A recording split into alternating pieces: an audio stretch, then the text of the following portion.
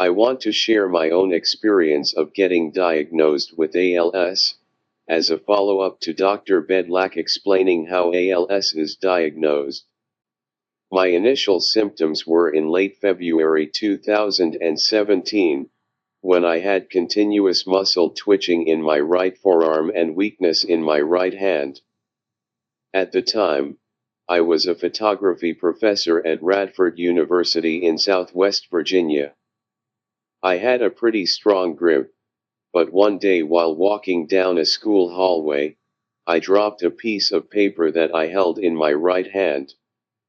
Within the next couple weeks, I started having muscle twitching, called fasciculations, in my left arm. I was also making more mistakes while typing on my computer, which was unusual for me, since I used to type 60 words a minute. And my handwriting was a little sloppier. Sometime in March or April, I went to see my primary care doctor. She sent me for an MRI of my neck, looking for a pinched nerve. When that came back negative, she referred me to a neurologist.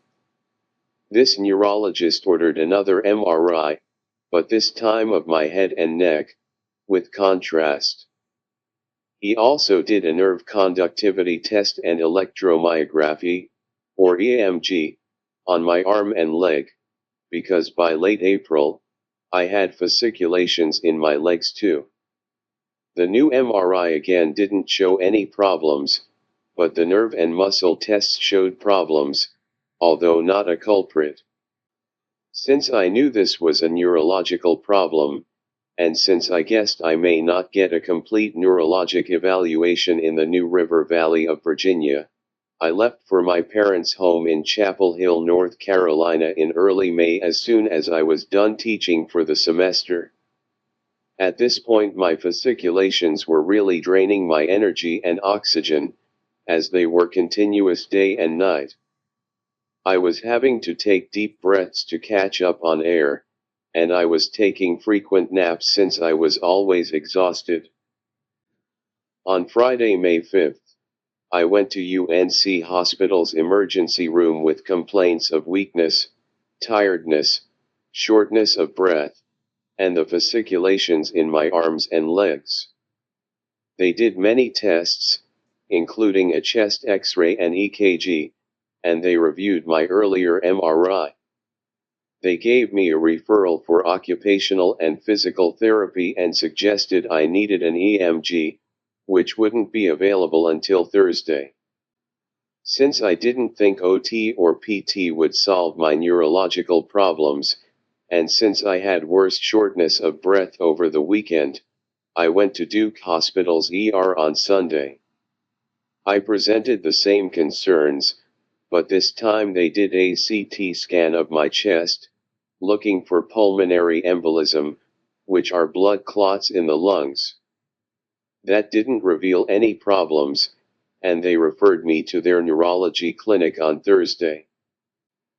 At the neurology clinic, they performed many tests, another nerve conductivity test and EMG, checking my reflexes, tickling my feet to see if my toes curled up or down, strength tests, checking my eyes and ears, testing my coordination, blood work for things like HIV and Lyme disease, and more. They then had me come back on Friday, May 12th, when the doctors informed me that I likely had ALS. Likely, because, as Dr. Bedlack said in my last video, there is no definitive test for ALS, just an array of symptoms that point to ALS as the most likely cause. The neurologist wrote in my visit notes for that day, the clinical presentation, examination, and electrodiagnostic evaluation is most consistent with ALS. The doctors who told me this were probably surprised by my matter-of-fact response, but I had already reached the same conclusion based on my own research into my symptoms and test results. They did more blood work to test for causes, mimics, and whether I have any of the genes known to cause ALS.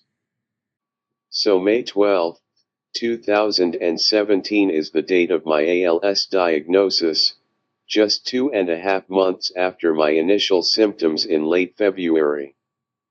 I was seen by Dr. Bedlack and the Duke ALS Clinic team on June 27.